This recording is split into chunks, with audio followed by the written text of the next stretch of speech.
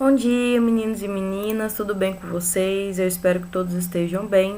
Aqui quem fala é a professora Isabela e eu vou estar ministrando a disciplina de biologia para vocês a partir de agora por conta de algumas modificações que tiveram que ser feitas, tá? Então eu vou estar dando continuidade ao conteúdo que a professora ali estava passando para vocês já.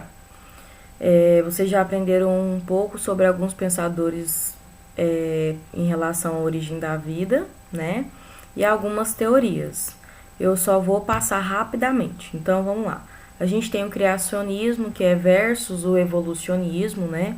Onde o criacionismo ele pensa que na imutabilidade dos seres, então os seres foram criados, né? Apareceram daquela forma e eles não mudam, eles do jeito que eles foram criados, eles ficaram.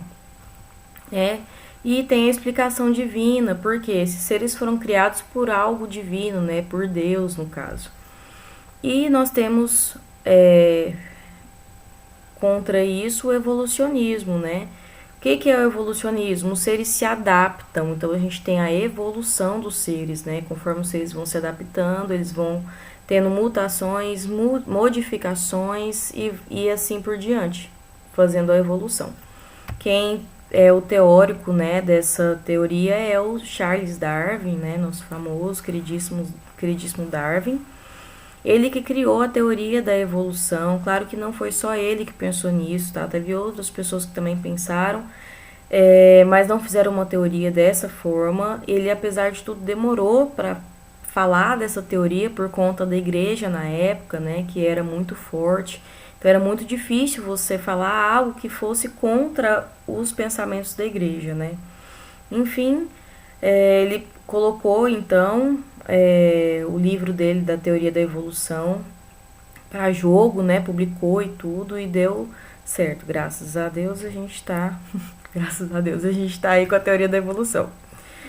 Então, não tô querendo dizer que você que pensa no criacionismo tá errado e eu sou contra, não. Cada um pensa o que quer, acredita no que quer e tá tudo bem, tá, gente? Outra coisa que vocês aprenderam foram a teoria da abiogênese versus a biogênese, né? Ficou essa briga aí entre se quem estava certo era a biogênese ou era a biogênese. Fica muito parecido, né? A abiogênese é o que? A formação dos seres vivos a partir de matéria bruta, né? Então, uma matéria que não é viva, não é algo vivo, deu formação a um ser vivo. E a biogênese é a formação de seres vivos a partir de outros seres vivos, né? Então é pensar que os seres vivos se reproduzem, né? E aí aparecem outros seres vivos. E não que esses seres vivos apareçam do nada, surgem do nada, né? De uma matéria bruta. Então vamos lá. Vocês viram sobre o Helmont, que ele foi um dos primeiros, né, a falar da abiogênese, né? O cara pensou, isso é muito legal, porque o cara chegou a pensar, né? O cara se perguntou o porquê, o como e foi atrás. É isso que faz um cientista, né? Ele só não acertou, mas ele foi atrás. Ele acreditava o quê? Que ele conseguiu a fórmula para a vida, né? Para fazer a vida, né? Através do quê? O material dele de formar a vida era as roupas sujas, né? Mais a força ativa, né, que era uma força biológica, vamos dizer assim, né, que era o farelo. Então, com isso, com essa fórmula mágica, ele conseguia a criação de ratos, né, ele fazia a vida de ratos. Engraçado isso, né, porque hoje em dia é fácil a gente ver que isso não faz sentido nenhum, mas da época, né, a gente não tinha todas essas teorias, não tinha toda essa informação. E aí vem o Red. O Red, ele fez o experimento mostrando a biogênese, né? Então ele fez o experimento mostrando, olha, gente, não é que surgiu a vida a partir daquilo, é que uma outra vida veio e fez ali, colocou os seus ovos ou fez a sua ninhada ali naquele local por conta daquele material que estava lá. É basicamente isso. Então, ele faz ali um experimento com potinhos, né? Coloca uma carne dentro de um potinho aberto e uma carne num potinho fechado com uma gazezinha. E aí ele percebe que no potinho aberto ele logo percebe que tem a aparição de larvas, né? Porque ele viu a mosca indo lá colocando os ovinhos E aí sim teve a aparição de larvas, não foi que da própria carne apareceu um monte de larva. E aí, no outro potinho, onde ele deixou fechado, ele percebeu que não teve a aparição de larvas na carne. Por quê? Porque as moscas não conseguiam colocar os seus ovinhos lá. Então, os ovinhos ficavam na parte de cima. Mais fácil de visualizar ainda, né? Então, ele teve esse experimento de Redd, né, com as larvas de mosca, comprovando ou tentando comprovar a biogênese. Logo depois apareceu o Anton van Leeuwenhoek, ou Leeuwenhoek. Quem que é esse cara, né, com nome esquisito? Ele foi o cara que visualizou os micróbios utilizando um microscópio. E esse microscópio foi feito por ele mesmo. Isso quer dizer que ele foi o primeiro cara a fazer um microscópio que desse para olhar um micróbio, né, um micro-organismo. Então, isso foi algo revolucionário para a época, o que ajudou muito esses outros pensadores. Então, o John Needham, que continuava acreditando, né, na abiogênese, e o Lázaro Spallanzani. O que é o Spallanzani? O Spallanzani, ele mostrou, através de um experimento parecido com o Needham, que tinha biogênese e não abiogênese. Continua a briga de abiogênese versus biogênese, né, galera? Olha só, então, o que o Needham fez para mostrar que a abiogênese era a correta, né, na cabecinha dele?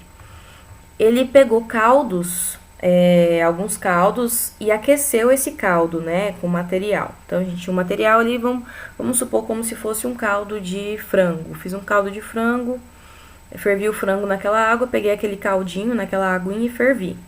Aí, o que ele fez? Ele ferveu esse caldo, e aí ele pegou esse frasco, né, aqui, pegou esse frasco que ele ferveu e deixou esse frasco aberto. Então, o que ele pensava? Pronto, eu fervi o frasco. Logo que eu fervi esse líquido, eu matei todos os seres vivos, os organismos que tinham lá dentro desse frasco, certo? Caso esse frasco comece a aparecer outros micro-organismos ou outro tipo de vida, isso quer dizer que a vida vem dos caldos aquecidos. Então, ele vem do material bruto, dessa matéria bruta. Ele queria provar que, por mais que ele aquecesse e matasse os organismos que tivessem lá, esses organismos iam aparecer de novo, porque é através do caldo, desse caldo aqui, que a vida surge.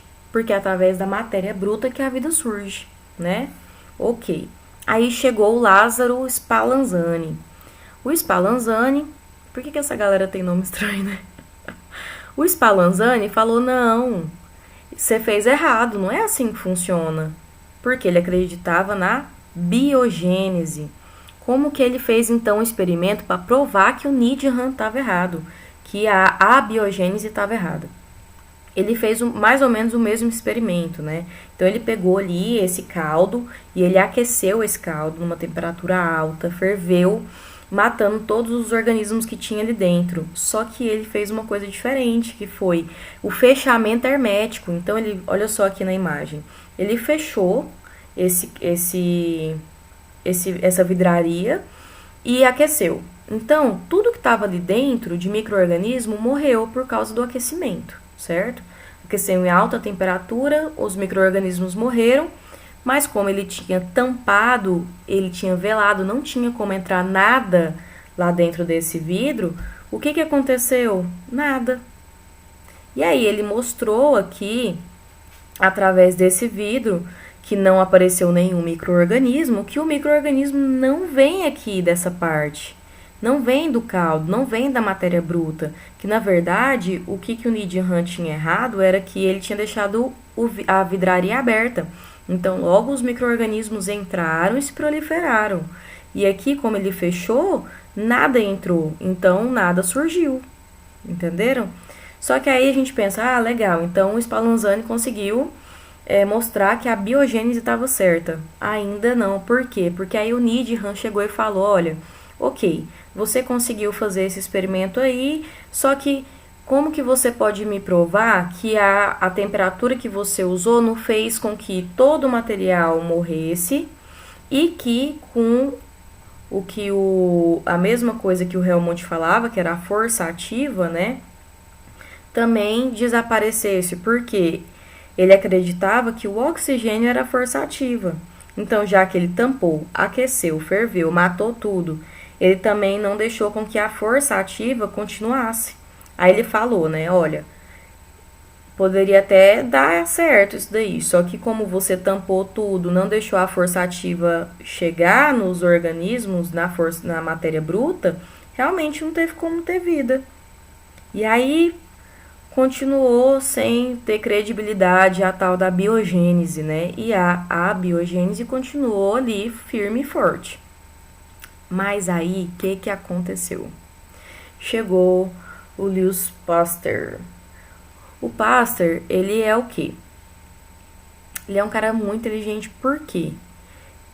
Por que ele é esse cara que todo mundo fala, né? Com certeza já ouviu falar. Porque ele conseguiu provar a biogênese. Como que ele conseguiu provar a biogênese? Né? O Needham tinha contestado, né, o Spallanzani na última tentativa de provar que a biogênese era a verdadeira, era a correta. Mas aí o Pasteur falou, olha, eu vou mostrar então que a biogênese que é a correta. E aí, o que ele fez? Ele criou uma vidraria chamada pescoço de cisne. Ele que criou essa vidraria. E por que ele fez isso? Olha só como que ele fez o experimento dele. Ele pegou um caldo, né? Aquele caldo que eles estavam esquentando, usando para mostrar o que eles acreditavam. Ele pegou esse caldo e colocou dentro de uma vidraria, né? Então despejou esse caldo nutritivo, né? Que é um caldo orgânico, vamos dizer assim, dentro dessa vidraria. Olha aqui na imagem, número 1. Logo depois, ele aqueceu o bocal desse vidro aqui o suficiente para puxar ele. Então, ele fez um funilzinho bem pequenininho, assim, né? Um gargalo bem fininho. E esticou e curvou esse gargalo. Quando ele curvou, ficou dessa forma aqui. Olha onde meu mouse tá. Ficou dessa forma aqui. E aí, o que acontecia? Olha que cara inteligente. Ele ferveu esse caldo e, ao mesmo tempo que ele ferveu o caldo, aqui estava aberto. Então, essa questão da força ativa, né, que era o oxigênio não poder entrar, já foi quebrada, porque que pode entrar o oxigênio, né, que está aberto, não está fechado, não está velado, não foi fechado hermeticamente. Então, esse caldo aqui foi esterilizado, né, a partir da temperatura, né, do aquecimento dele. E aí, como que ele conseguiu provar, então, que o micro-organismo não nascia do nada ali dessa sopa, né, desse caldo?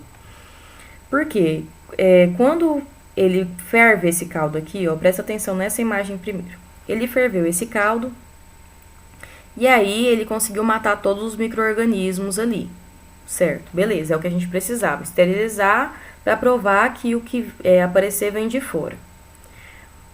Mas, se não vier nada de fora, quer dizer que aqui dentro é que formou do nada, né? E a gente não quer isso, porque a gente tá mostrando que a biogênese que é a correta, certo? Certo. E aí, quando ferveu esse caldo, o vapor ficou aqui, os micro-organismos ficaram aqui e ficou tudo aqui, o calor nessa parte aqui por conta da gravidade. Então, ele não conseguia subir. Aqui ficou um acúmulo de vapor, nessa partezinha aqui, ó. E aí, o que acontecia? Quando o oxigênio ia passar aqui, os micro-organismos não conseguiam ir adiante e entrar lá dentro da vidraria. Porque o vapor, como era muito quente, matava esses micro-organismos antes. E depois, quando foi esfriando, esse vapor se condensou e as gotículas grudaram nos micro-organismos, né? Seguraram esses micro-organismos ali. Então, de certa forma, os micro-organismos não entraram, apenas o oxigênio entrou. Então, se o oxigênio entrou e a gente tem o caldo, isso quer dizer que se a biogênese estivesse correta, ia surgir um organismo ali, né? Se viesse desse caldo. Como não vem do caldo, como é algo que vem externamente, né? Que vem, os micro-organismos vêm externamente, entram e aí se proliferam, não aconteceu nada, porque eles não conseguiam entrar. E aí, o que ele fez? Logo após ele ter conseguido provar que depois de mesmo ter fervido, do oxigênio ter entrado, ainda não surgiu micro-organismos, ele quebrou essa partezinha aqui, que é o pescoço de cisne, e abriu. E aí, logo que ele abriu esse gargalo e deixou com que os organismos entrassem, o ar e tudo entrasse, passou um tempo, os micro-organismos se proliferaram, se multiplicaram e ele conseguiu provar que existe a biogênese, que um ser só consegue a partir de outros seres, né? Que ele não pode partir do nada, que ele não pode partir da matéria bruta. O cara é espetacular. Então, eu estava falando só sobre isso mesmo, os pensadores, né? A gente finalizar essa parte da história para a gente poder começar com a outra parte, né, da origem da vida. Então é isso, pessoal. Nossa aula de hoje foi isso só. Espero que vocês tenham entendido, tá? E entendido também a importância disso daqui, porque pensa se a gente ainda pensasse como a biogênese, né? A gente não conseguia ter chegado em lugar nenhum até hoje.